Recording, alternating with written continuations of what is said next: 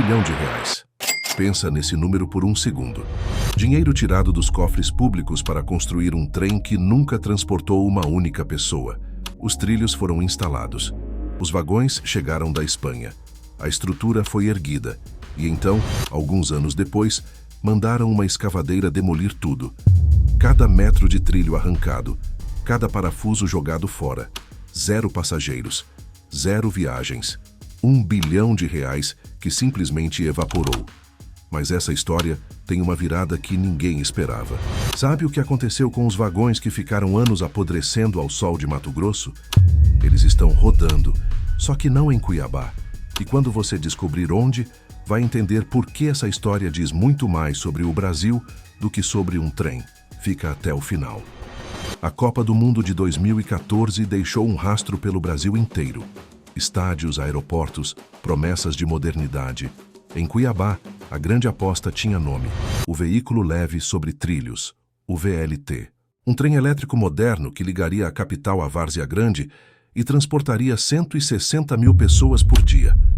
Era para ser o símbolo de uma cidade entrando de vez no século XXI. O que aconteceu depois é uma história de corrupção, com nome, sobrenome e número de conta. Uma história de dinheiro público que virou dívida de campanha eleitoral. De deputado que defendia a obra em público enquanto tinha sócio oculto dentro dela. E de uma cidade que, depois de tudo isso, está pagando a conta de novo.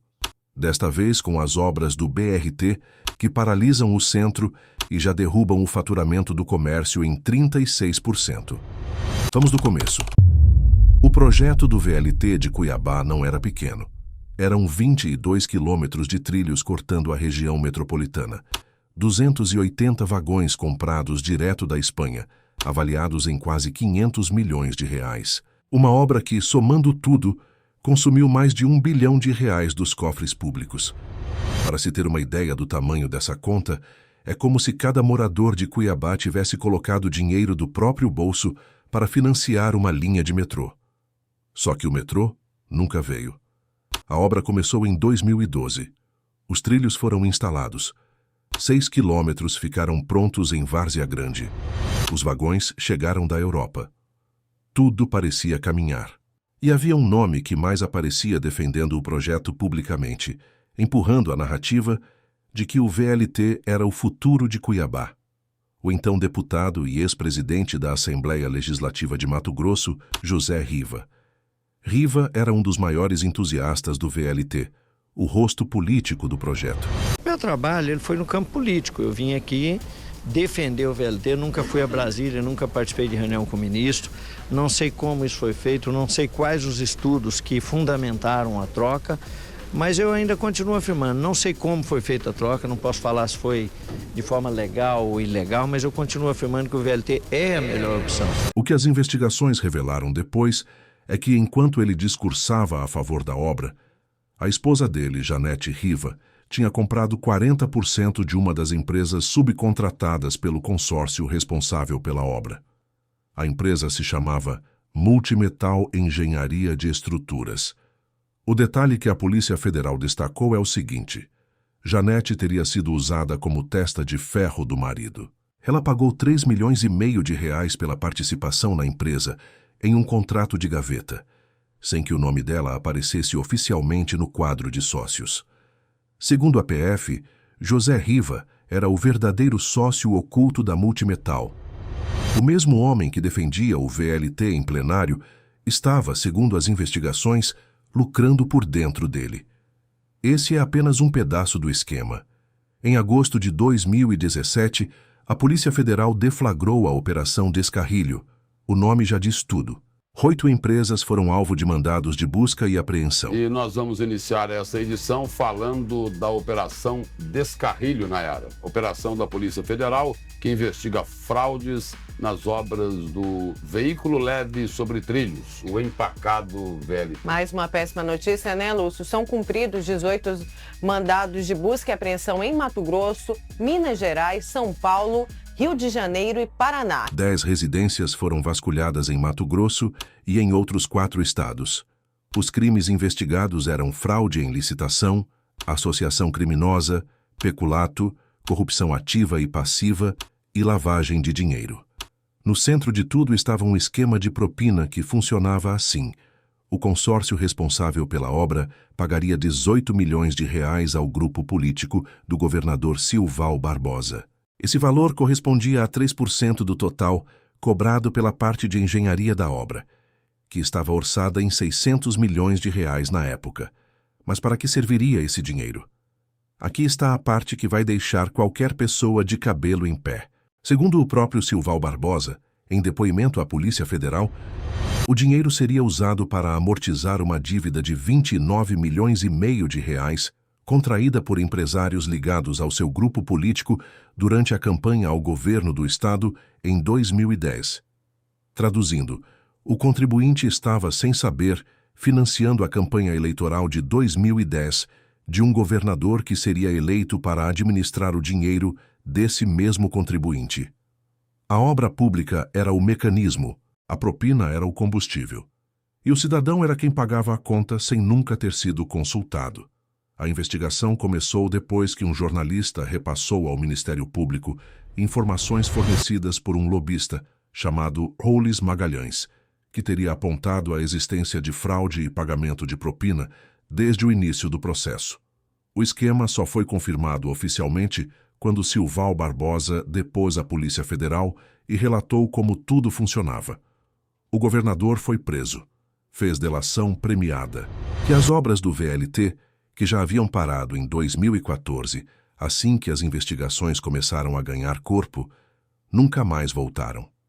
Em 2017, o contrato com o consórcio foi rompido administrativamente pelo então governador Pedro Taques. O consórcio recorreu na justiça, perdeu, e começou o desmanche físico de tudo que havia sido construído. Só em material de trilho descartado, o consórcio calculou quase 90 milhões de reais jogados fora. Para finalizar a obra naquele ponto, seriam necessários mais 922 milhões de reais. O governo decidiu que não valia continuar. 1 bilhão gasto, nada entregue. Cuiabá ficou com o buraco nas ruas e a conta no orçamento. Em 2020, o governador Mauro Mendes anunciou a substituição do VLT pelo BRT, o Bus Rapid Transit, ônibus elétricos em corredores exclusivos. O governo disse que a decisão foi baseada em estudo técnico. Até aí, tudo bem. O VLT estava enterrado, literalmente, e a cidade precisava de uma solução. Só que tem um detalhe que pouca gente gosta de lembrar. O BRT era exatamente o modelo que o Estado havia descartado em 2008, quando optou pelo VLT. Ou seja, depois de gastar mais de 1 bilhão de reais demolir tudo, esperar 6 anos e investigar um esquema de corrupção que mobilizou a Polícia Federal em 5 estados, Cuiabá voltou para a proposta original de 2 décadas atrás. E agora, com as obras do BRT em andamento no centro da cidade, os moradores e comerciantes vivem um déjà-vu doloroso. A Câmara de Dirigentes Lojistas confirmou queda de 36% no faturamento do comércio local por conta das interdições. É o mesmo cenário de 10 anos atrás, quando 40% do comércio no entorno das obras do VLT amargou perdas severas durante meses.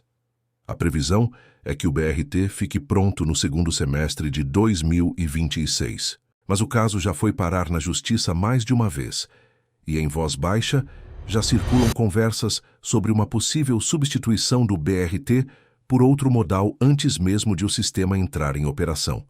Pensa bem no padrão.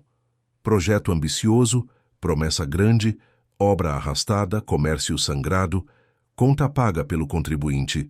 Mudou o nome, a lógica parece a mesma, e agora vem a parte que parece roteiro de outro gênero se não fosse tão real.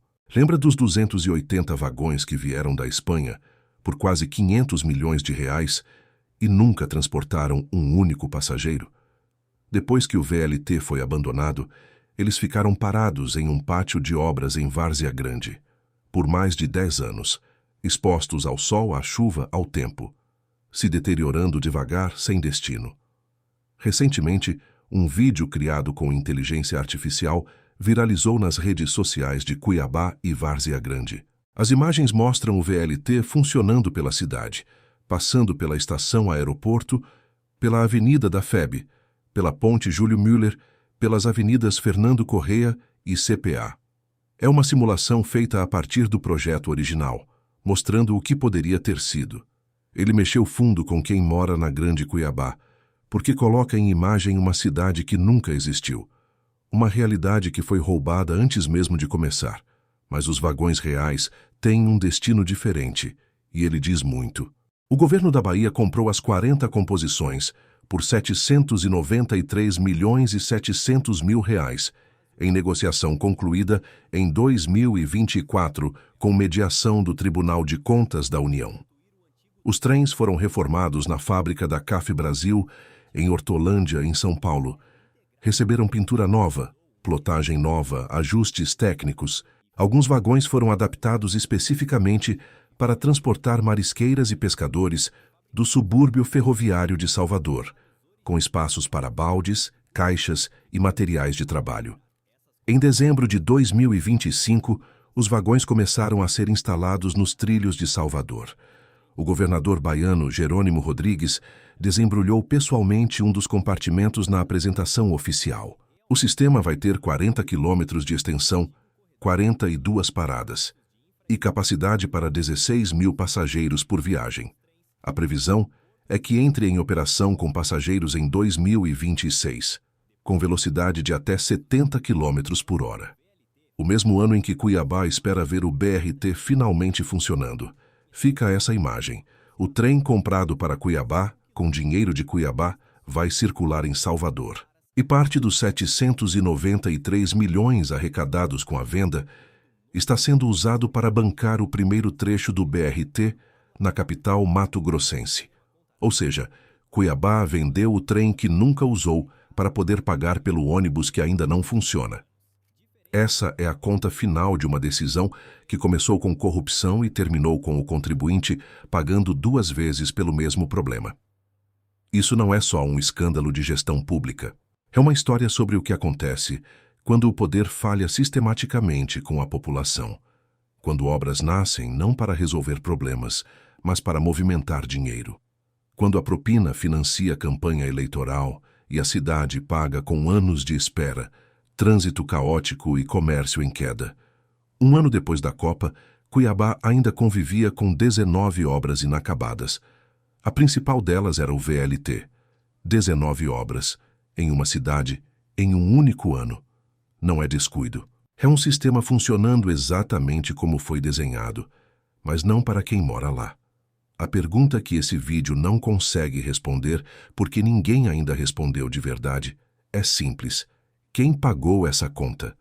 O contribuinte pagou. Você pagou. E a resposta mais honesta é que vai pagar de novo. Você chegou até aqui, então sabe que essa história incomoda. E ela precisa incomodar. Deixa nos comentários o que você pensa sobre tudo isso. Você acredita que o BRT vai ser diferente? Que dessa vez a cidade vai receber o que foi prometido? Ou você já viu esse filme antes e sabe como termina? Quero ler a sua opinião lá embaixo. Se você não quer perder as próximas investigações, se inscreve no canal e ativa o sininho. Cada vídeo aqui existe para mostrar o que está por trás dos números, das obras e das promessas. Até o próximo.